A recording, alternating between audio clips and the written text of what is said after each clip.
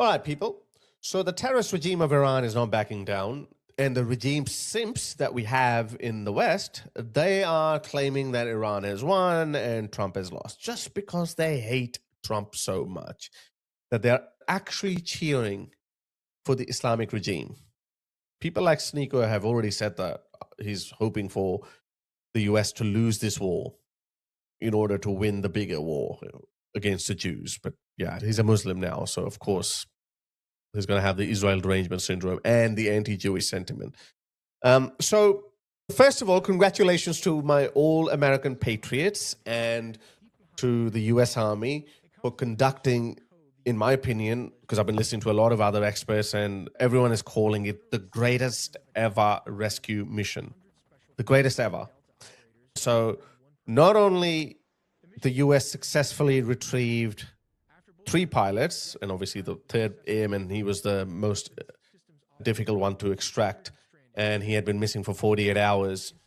And then when 2 helicopters went there to rescue him, that helicopter or a plane got stuck on the makeshift runway. Because of course you got to remember, this terrain is very rugged and difficult. You can't just land on an airstrip and then go and rescue the person that you came here to rescue. It's not as simple as that. So those 2 planes got stuck on the runway, makeshift runway. Then more planes came and they extracted every single one of them. And in the process, the special forces also managed to fry, I think, 40 or 50 IRGC thugs, maybe more. I don't know. I saw a video. Of course, you can't tell the actual number and people give you different numbers. But that's besides the point. The point is, the US Army went in 400 kilometers deep inside Iranian territory and without losing a single soldier. And the media, when the plane went down, oh, look at this, Iran has brought down an F15 fighter jet, which is not a stealth airplane. The reason why the US Air Force is using F15 and non-stealth aircraft, even B-52 bombers from the 50s, the reason why they're using them is because the US has air superiority. Not complete air dominance. I know Trump says that, but you could occasionally get hit. So the lefty media was like, oh, this is a major setback. America is losing the war. What? Fewer American soldiers have died in this operation than Iranian leaders. One American soldier's life is worth more than that of an Iranian leader, not an Iranian foot soldier, because if there was any parity between the 2 enemies, then, maybe 5 soldiers versus 1 American soldier, that's the calculus you'd look at.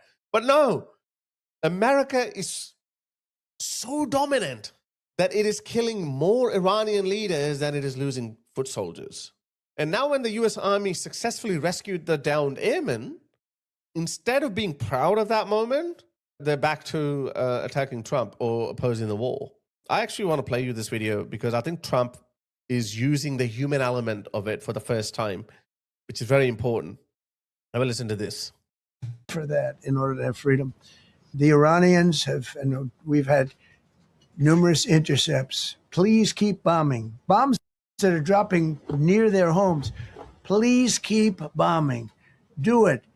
And these are people that are living where the bombs are exploding. And when we leave and we're not hitting those areas, they're saying, please come back, come back. I have to show you this because it's important, because I have been covering that as much as I can. And obviously, there's a total internet blackout in Iran.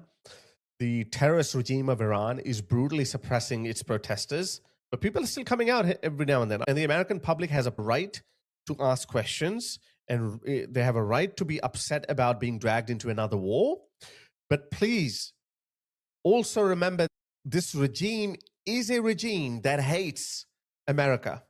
People say, oh, death to America. They've been saying that for 50 years. Yeah, they've been saying that for 50 years. And look, has it changed? It hasn't changed, right?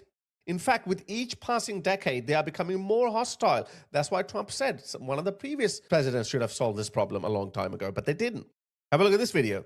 سپاه کثافت قرچک رو زدن. تبریک به ایرانیا، تبریک به ایرانیا. به قرچک. دوباره دارن میزنن. دمتون گرم آمریکا، اسرائیل. خدایا پادگانه. همونه که سری قبل زد. مرسی ترام. بزن ترام، بزن دمت گرم، بزن که اینا خیلی ما رو زدن. واو، موج انفجارش پنجرمون رو باز کرد. بزن عمو، بزن بیبی. نازش هستت. همون ترامپ بزن، همکنون نوشهر. بزن ترام، پدرشونو در بیارید.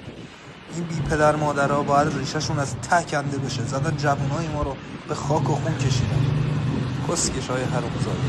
خوب شد، خوب بلای سرتون. So I've played you many of those videos where Iranians are celebrating. Bombs are falling around them and they are celebrating. So I'm sure Trump has seen those videos. And that is true. I spoke to Armin Navabi, and a lot of Iranians, they're actually very scared and very nervous. But not because of the American bombs. Stop listening to Mehdi Hassan, the propagandist. They're not worried about American bombing. They're worried that America will stop the bombing and America will go home, leaving this regime intact. And they can imagine how bad life will be under this new crop of the regime. Yes, the old regime is gone, but the system is still in place. This new regime is going to be much worse. So that's why the UAE, that is losing, I think, $5 billion a day. Even the UAE is saying, no, let's go all in. The UAE and Saudi Arabia, they are now pushing Trump even more into this war.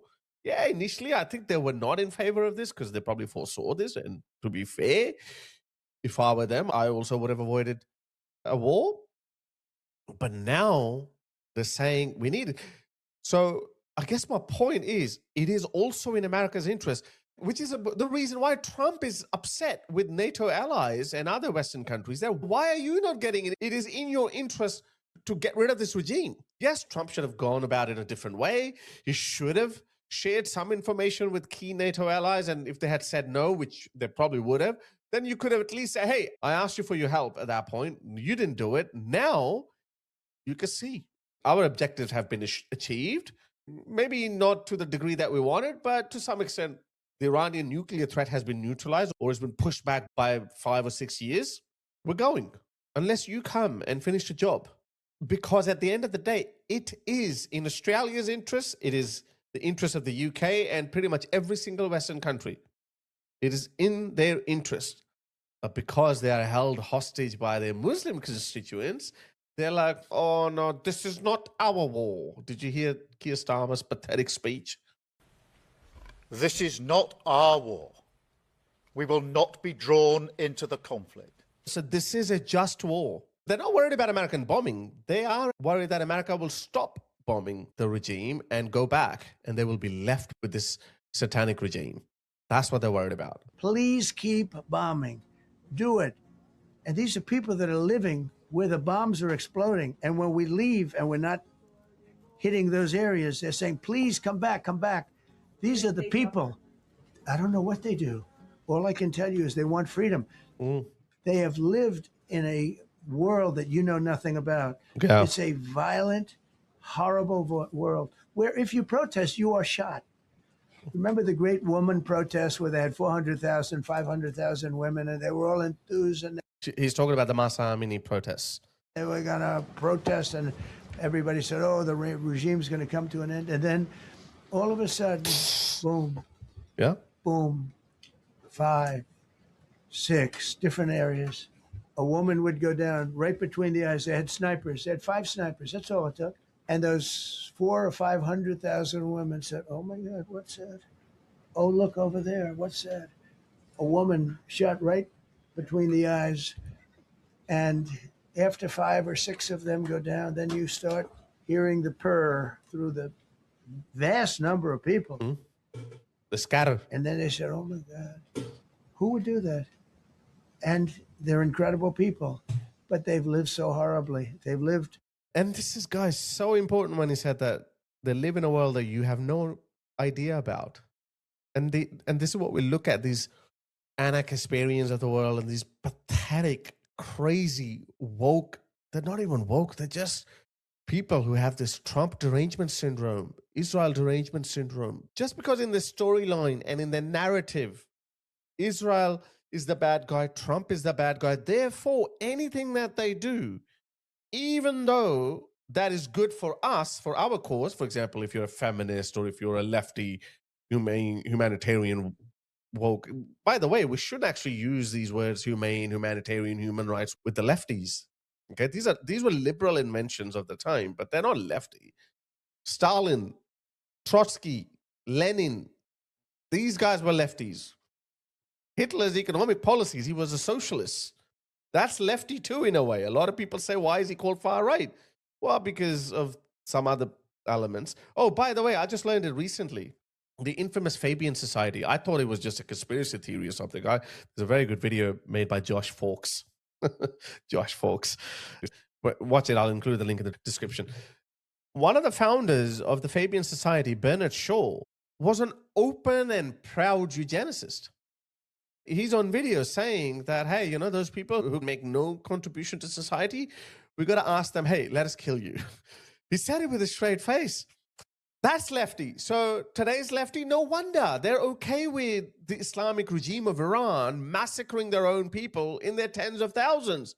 Anarcho-Spirians, and if they're these lefties who also suffer from Israel derangement syndrome, and then some suffer from Trump derangement syndrome, and then some suffer from both, oh, no wonder they're so angry. But they want you to believe that they are all for human rights, you know, when they say, oh, kids in Gaza are dying.